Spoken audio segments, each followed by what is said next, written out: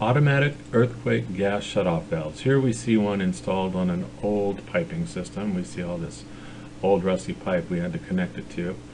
But what we see here is the bracket that goes to protect the earthquake gas shutoff valve. And this little bit of new piping here and the new gas shutoff valve. The challenge here is connecting it without damaging any of the old.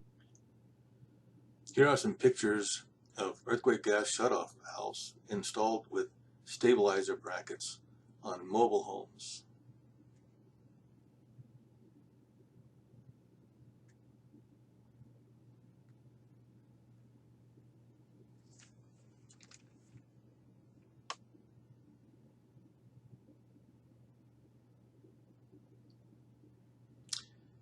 Here is a picture of the bracket. There are two sizes that can be ordered as a kit with the appropriate valve.